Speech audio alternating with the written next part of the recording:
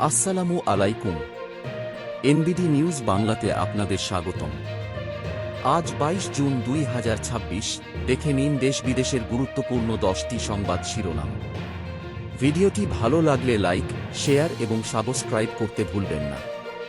Malaysia সফরে প্রধানমন্ত্রীর ব্যস্ত দিন। প্রধানমন্ত্রী তারেক রহমান মালয়েশিয়ায় দ্বিপাক্ষিক বৈঠকে অংশ নিয়েছেন।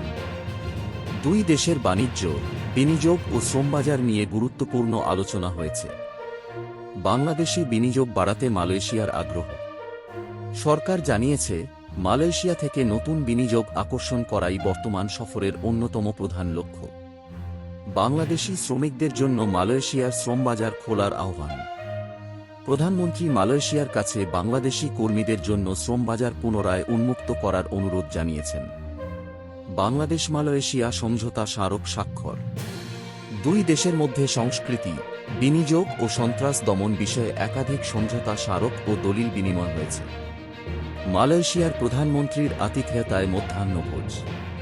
মালয়েশিয়ার প্রধানমন্ত্রী আনোয়ার ইব্রাহিমের আমন্ত্রণে মধ্যাহ্নভোজে অংশ নেন প্রধানমন্ত্রী তারেক রহমান।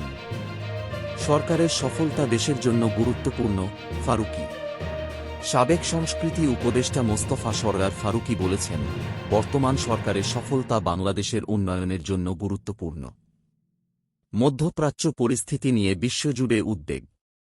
হরমুজ প্রণালী নিয়ে ইরান ও যুক্তরাষ্ট্রের ভিন্ন অবস্থানের কারণে আন্তর্জাতিক অঙ্গনে উদ্বেগ দেখা দিয়েছে। বিশ্বকাপে আজ আর্জেন্টিনা বনাম অস্ট্রিয়া। ফিফা বিশ্বকাপ ২০২৬ আজ গ্রুপের গুরুত্বপূর্ণ ম্যাচে মুখোমুখি হবে আর্জেন্টিনা ও অস্ট্রিয়া। দেশের বিভিন্ন স্থানে বৃষ্টি ও বজ্রপাতের সম্ভাবনা।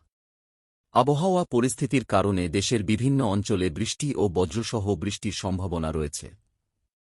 দেশের সংবাদ মাধ্যমে সারাদিনের আপডেট। জাতীয়